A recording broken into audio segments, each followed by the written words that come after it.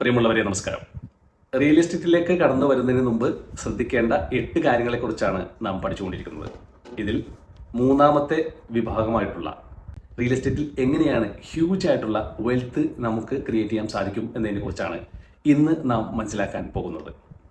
സാധാരണ രീതിയിൽ നമ്മളിൽ ബഹുഭൂരിപക്ഷം ആളുകളും റിയൽ എസ്റ്റേറ്റിൽ ഒരു വിധത്തിൽ ഇല്ലെങ്കിൽ മറ്റൊരു വിധത്തിൽ കണക്റ്റഡ് ആയിരിക്കും. എന്നാൽ പലർക്കും സംഭവിക്കുന്നത് റിയൽ എസ്റ്റേറ്റിൽ എത്തരത്തിലാണ് ഹ്യൂജ് ആയിട്ടുള്ള വെൽത്ത് ക്രിയേറ്റ് ചെയ്യണം എന്ന് പലർക്കും അറിയില്ല എന്നുള്ളതാണ്. അതിന് ഏറ്റവും പ്രധാനപ്പെട്ട ഒരു 5 കാര്യങ്ങളാണ് ഞാൻ നിങ്ങളുമായിട്ട് ഇന്ന് ഷെയർ ചെയ്യുന്നത്. ഏറ്റവും പ്രധാനപ്പെട്ട ഒരു കാര്യം നമ്മൾ വാങ്ങുന്ന പ്രോപ്പർട്ടിയുടെ വിലയാണ്. നമ്മൾ ഏതൊരു പ്രോപ്പർട്ടി വാങ്ങുമ്പോഴും വളരെ പ്രധാനപ്പെട്ട ഒരു കാര്യമായിട്ട് നിങ്ങൾ ശ്രദ്ധിക്കേണ്ടത് ആ വാങ്ങുന്ന പ്രോപ്പർട്ടി നിലവിലുള്ള മാർക്കറ്റ് പ്രൈസിനേക്കാളും കുറച്ച് ഉള്ള പ്രൈസിന് നമുക്ക് ലഭിക്കുന്നുണ്ടോ എന്നുള്ളതാണ്. ഇത് ഏറ്റവും പ്രധാനപ്പെട്ട ഒരു കാര്യമാണ്.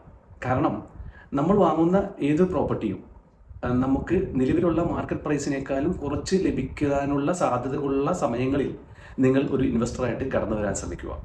അതെങ്ങനെയാണെന്ന് സൂചിപ്പിക്കാം. ഏതൊരു മാർക്കറ്റിലും ഉണ്ടാകുന്ന പോലെ റിയൽ എസ്റ്റേറ്റിൽ എപ്പോഴും ഒരു വളർച്ചയുണ്ടാവും. അതേപോലെ തന്നെ ഒരു കാലഘട്ടത്തിൽ അതിനൊരു ചെറിയൊരു ഒരു ഫ്രീസ് ആയിട്ടുള്ള അതല്ലെങ്കിൽ ഒരു ഡൗൺ ട്രെൻഡും ഉണ്ടാവും.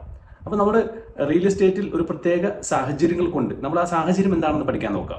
ഇപ്പോൾ കൊറോണ പോലെയുള്ള സമയങ്ങളൊക്കെ വന്നപ്പോൾ, മാർക്കറ്റ് ക്രാഷ് ആവുന്ന സമയങ്ങൾ വന്നപ്പോഴൊക്കെ, അത്തരം സാഹചര്യങ്ങളൊക്കെ വരുമ്പോൾ മറ്റു ഇൻവെസ്റ്റേഴ്സുകൾ പേടിച്ച് നിൽക്കുന്ന ഒരു സന്ദർഭമുണ്ടല്ലോ. ആ സമയങ്ങളിലൊക്കെ ഏറ്റവും നല്ല പ്രോപ്പർട്ടികളിൽ, നല്ല ഫ്യൂച്ചറുള്ള പ്രോപ്പർട്ടികളിൽ വളരെ കോൺഫിഡൻസിനോടുകൂടി നമുക്ക് ഇൻവെസ്റ്റ്മെൻറ്റ് നടത്താൻ സാധിച്ചാൽ ആ സമയത്തുള്ള ആ ഒരു മാർക്കറ്റ് ക്രാഷ് അല്ലെങ്കിൽ മാർക്കറ്റിലുള്ള മാർക്കറ്റ് വിലയിനേക്കാളും ഒരു 10-20% താഴ്ന്നു നിൽക്കുന്ന ഒരു സാഹചര്യത്തിൽ നിങ്ങൾക്ക് ഇൻവെസ്റ്റ്മെൻറ്റ് നടത്താൻ സാധിച്ചാൽ പിന്നീട് ആ ഇഷ്യൂ മാറി മാർക്കറ്റ് തിരിച്ചു വരുന്ന ഒരു ഘട്ടത്തിലെത്തുമ്പോൾ നിങ്ങൾക്ക് അതിലൂടെ വലിയൊരു വെൽത്ത് ജനറേഷൻ അതിലൂടെ നിങ്ങൾക്ക് ബിൽഡ് ചെയ്യാൻ സാധിക്കുമെന്നുള്ളതാണ്. അതുകൊണ്ട് തന്നെ റിയൽ എസ്റ്റേറ്റ് നിങ്ങൾ ഇൻവെസ്റ്റ്മെൻറ്റ് നടത്തുമ്പോൾ മാർക്കറ്റിൽ നിലവിലുള്ള പ്രൈസിൽ നിന്നും കുറഞ്ഞ് കിട്ടുന്ന ഒരു ഘട്ടം വരുമ്പോൾ ആ സമയത്ത് വളരെ കോൺഫിഡൻസ് ആയിട്ട് നല്ല പ്രോപ്പർട്ടികൾ നോക്കി ഇൻവെസ്റ്റ് ചെയ്യുക എന്നുള്ളതാണ്. അതുപോലെ തന്നെ മറ്റൊരു കാര്യമാണ്, നമുക്ക് ആളുകൾക്ക് അത്യാവശ്യമുള്ള ചില സന്ദർഭങ്ങളുണ്ടാവും. അത് നമ്മുടെ റെഡി ക്യാഷ് വേണം. ചില ആളുകൾക്ക് ചില പ്രോപ്പർട്ടികൾ പെട്ടെന്ന് വിറ്റ് ഒഴിവാക്കണം. അവർക്ക് പേഴ്സണൽ ആയിട്ടുള്ള ചില അത്യാവശ്യങ്ങളുണ്ടാവും. അപ്പോൾ ആ പ്രോപ്പർട്ടിക്ക് നല്ലൊരു വാല്യൂ ഉണ്ടോ, വെർത്ത് ഉണ്ടോ എന്ന് നോക്കിയതിന് ശേഷം പല രീതിയിൽ പല ആളുകൾക്കും പ്രോപ്പർട്ടികൾ കൊടുക്കാറുണ്ട്. പക്ഷേ നമ്മൾ വാങ്ങുന്ന പ്രോപ്പർട്ടിക്ക് നല്ല വാല്യൂ ഉള്ള സ്ഥലമാണോ, നല്ല വെർത്തുള്ള പ്രോപ്പർട്ടിയാണോ, നല്ല ഏരിയ ആണോ, നല്ല പ്രോഗ്രസ് ഉള്ള നല്ല ഗ്രോത്ത് ഉള്ള സ്ഥലത്തുള്ള പ്രോപ്പർട്ടിയാണോ എന്ന് നോക്കിയതിന് ശേഷം അങ്ങനെ പ്രോപ്പർട്ടി ആണെങ്കിൽ നിങ്ങൾക്ക് ധൈര്യമായിട്ട് ആ പ്രോപ്പർട്ടി വാങ്ങാം. പക്ഷേ അങ്ങനെ വാങ്ങുമ്പോൾ ഈ കൊടുക്കുന്ന ആൾക്ക് റെഡി ക്യാഷ് വേണ്ടി വരുന്നത്. അപ്പോൾ അതുകൊണ്ട് നമ്മുടെ ഒരു ഇന ഫണ്ട് എപ്പോഴും കയ്യിലുണ്ടെങ്കിൽ തീർച്ചയായിട്ടും നമുക്ക് ഇതിലൂടെ ഒരു മാസീവായിട്ടുള്ള ഒരു നല്ലൊരു ബിസിനസ്, നല്ലൊരു ഇൻവെസ്റ്റ്മെൻ്റ് ആക്കി അതിനെ മാറ്റാൻ പറ്റും എന്നുള്ളതാണ്. അതുപോലെ തന്നെ മറ്റൊരു കാര്യമാണ്, ചില ആളുകൾക്ക് നമുക്കിപ്പോൾ നാട്ടിലുള്ള പ്രോപ്പർട്ടി ആയിരിക്കും. ആ നാട്ടിലുള്ള പ്രോപ്പർട്ടി നല്ലൊരു പ്രോപ്പർട്ടി ആയിരിക്കും. പക്ഷേ അത് അവർക്ക് വേണ്ടത് ചിലപ്പോൾ അതിൻ്റെ ഫണ്ട് ചിലപ്പോൾ ദുബായിലായിരിക്കും. അവർക്ക് ഇവിടെ ഒരു ബിസിനസ് ഉണ്ടാവാം. അതല്ലെങ്കിൽ അവർക്ക് ഫണ്ട് അറേഞ്ച് ചെയ്യേണ്ടത് യൂറോപ്പിൽ എവിടെയെങ്കിലും ആയിരിക്കും. അപ്പോൾ അങ്ങനെയൊക്കെ ഫണ്ട് അറേഞ്ച് ചെയ്യാനുള്ള ഒരു സെറ്റപ്പും അല്ലെങ്കിൽ ഫണ്ട് അറേഞ്ച് ചെയ്യാനുള്ള ഒരു ബാക്കപ്പ് നമ്മുടെ കയ്യിലുണ്ടെങ്കിൽ അത്തരത്തിലുള്ള സാഹചര്യങ്ങളും നിങ്ങൾക്ക് നന്നായിട്ട് സ്മാർട്ടായിട്ട് ഉപയോഗപ്പെടുത്തിയാൽ ഇത്തരത്തിൽ നല്ല ഒരു പെർഫെക്റ്റ് ടൈമിൽ നിങ്ങൾക്ക് ഇൻവെസ്റ്റ് ചെയ്യാൻ സാധിക്കുന്നു. അപ്പോൾ അതുകൊണ്ട് തന്നെ റിയൽ എസ്റ്റേറ്റിൽ നിങ്ങൾ ഇൻവെസ്റ്റ്മെൻറ്റ് നടത്തുമ്പോൾ ഇത്തരത്തിലുള്ള ഈ 3 സിനാരിയിലൂടെയുള്ള സിറ്റുവേഷൻ വരികയാണെങ്കിൽ ധൈര്യമായിട്ട് ആ സാഹചര്യം നിങ്ങൾ യൂട്ടിലൈസ് ചെയ്യുക എന്നുള്ളതാണ്. രണ്ടാമത്തെ ഒരു പോയിന്റ്, ഒരു വാല്യൂ അഡീഷൻ കൊടുക്കാൻ പറ്റുന്ന പ്രൊജക്റ്റുകളിൽ നിങ്ങൾ ഇൻവെസ്റ്റ്മെൻറ്റ് ചെയ്യുക. ഇത് വളരെ ഇമ്പോർട്ടൻ്റ് ആയിട്ടുള്ള കാര്യമാണ്. നമ്മളൊരു അപ്പാർട്ട്മെൻറ്റ് എടുക്കുകയാണെങ്കിൽ ആ അപ്പാർട്ട്മെൻറ്റ് എടുത്തിട്ട് നമ്മളൊരു ഫുൾ ഫർണിഷിങ് മോഡലിലേക്ക് അത് മാറ്റിക്കഴിഞ്ഞാൽ നമുക്ക് ആ അപ്പാർട്ട്മെൻറ്റ് നോർമൽ രീതിയിൽ റെൻ്റ് ഔട്ട് ചെയ്യുന്നതിനേക്കാളും ഒരു 20-25% കൂടുതൽ റെന്റ് എമൗണ്ട് നമുക്ക് ഒരു ഫർണിച്ചർ അപ്പാർട്ട്മെന്റിൽ കിട്ടുമെന്നുള്ളതാണ്. എക്സാമ്പിളായിട്ട് മറ്റൊരു കാര്യം പറയുകയാണെങ്കിൽ ദുബായിലുള്ള അറേബ്യൻ റാഞ്ചസിൽ അതിൻ്റെ തുടക്ക കാലഘട്ടത്തിൽ അതിൻ്റെ വില്ലയുടെ റേറ്റ് എന്ന് പറയുന്നത് 600,000 700,000 ആയിരുന്നു. ആ വില്ല പിന്നീട് നല്ലൊരു വാല്യൂയിലേക്ക് മാറുകയും അത് 4 million 5 millionലേക്ക് എത്തി. അതിനുശേഷം കൊടുത്ത വ്യക്തികളിൽ നിന്ന് വാങ്ങിയ ആളുകൾ അതൊന്ന് റീവർക്ക് ചെയ്തിട്ട് 500,000 എക്സ്ട്രാ പുട്ട് ചെയ്തിട്ട് ഒന്ന് റീവർക്ക് ചെയ്തിട്ട് ആ 5 million വാങ്ങിയ ആ വില്ല അവർ 7 million 8 million മറിച്ച് വിറ്റുന്നുള്ളതാണ്. അപ്പോൾ ഇത്തരത്തിലൊക്കെ ഒരു വാല്യൂ അഡീഷൻ ചെയ്യാനുള്ള സ്മാർട്ട്നെസ് നമുക്കുണ്ടെങ്കിൽ ഒരു റിയൽ എസ്റ്റേറ്റ് മാസീവായിട്ടുള്ള വെൽത്ത് നിങ്ങൾക്ക് ക്രിയേറ്റ് ചെയ്യാൻ സാധിക്കുമെന്നുള്ളതാണ്. മൂന്നാമതായിട്ട്, നിങ്ങൾ വാങ്ങുന്ന പ്രോപ്പർട്ടി നിലനിൽക്കുന്ന സ്ഥലത്ത് ഉണ്ടാകാൻ പോകുന്ന പുരോഗതിയെക്കുറിച്ച്, ഗ്രോത്തിനെക്കുറിച്ച്, ഡെവലപ്മെൻറ്റിനെക്കുറിച്ച് നിങ്ങൾക്ക് കൃത്യമായിട്ടുള്ളൊരു ധാരണ ഉണ്ടായിരിക്കണമെന്നുള്ളതാണ്. എന്തൊക്കെ അപ്കമിങ് പ്രൊജക്റ്റുകളാണ് നമ്മൾ വാങ്ങുന്ന ആ ഏരിയയിൽ, ആ ലൊക്കേഷനിൽ വരാൻ പോകുന്നത്, അതിനനുസരിച്ചായിരിക്കും നിങ്ങളുടെ ഈ പറയുന്ന പ്രോപ്പർട്ടിയുടെ വാല്യൂ ഭയങ്കരമായിട്ട് കൂടുന്നത്. അതിലൂടെയാണ് നിങ്ങൾക്കൊരു മാസീവ് വെൽത്ത് ക്രിയേറ്റ് ചെയ്യപ്പെടുന്നത്. അപ്പോൾ ഒരു സ്ഥലത്ത് നിങ്ങൾ വാങ്ങുന്നു, ഒരു നല്ലൊരു ടൗൺഷിപ്പ് വരുന്നു, ആ ടൗൺഷിപ്പിൽ എൻ്റെ ഒരു നിങ്ങൾ വാങ്ങുന്നു, പക്ഷേ അവിടെ അതിനുശേഷം വലിയ ഷോപ്പിംഗ് മാൾ വരാൻ പോവാണ്, അതല്ലെങ്കിൽ അവിടെ തന്നെ ഒരു ലോങ്ങസ്റ്റ് ടവർ വരാൻ പോവുകയാണ്. അത്തരത്തിലുള്ള എന്തെങ്കിലും, അതല്ലെങ്കിൽ ഒരു ഇത്തരത്തിലുള്ള 5 സ്റ്റാർ ഹോട്ടലുകൾ വരാൻ പോവുകയാണ്. അപ്പോൾ അത്തരത്തിലുള്ള എന്തെങ്കിലുമൊക്കെ ഗ്രോത്തുകൾ ആ ഏരിയയിൽ വരുന്നുണ്ടോ, വരാൻ സാധ്യതയുള്ള ഏരിയ ആണോ എന്നുകൂടി പഠിച്ചിട്ട് നിങ്ങൾ ചെയ്താൽ തീർച്ചയായിട്ടും നിങ്ങളുടെ ഈ പ്രോപ്പർട്ടി 2, 3, 4, 5 വർഷം കഴിഞ്ഞിട്ട് വിൽക്കുമ്പോൾ വലിയൊരു മാസീവ് വെൽത്ത് ക്രിയേറ്റ് ചെയ്യാൻ പറ്റുന്ന പ്രോപ്പർട്ടി ആയിട്ട് ഇത് മാറിയിട്ടുണ്ടാവും എന്നുള്ളതാണ്. അടുത്തൊരു പോയിന്റായിട്ട് പറയാനുള്ളത്, നമ്മൾ എപ്പോഴും ഒരു പ്രോപ്പർട്ടിയിൽ ഇൻവെസ്റ്റ് ചെയ്യുമ്പോൾ ഒരു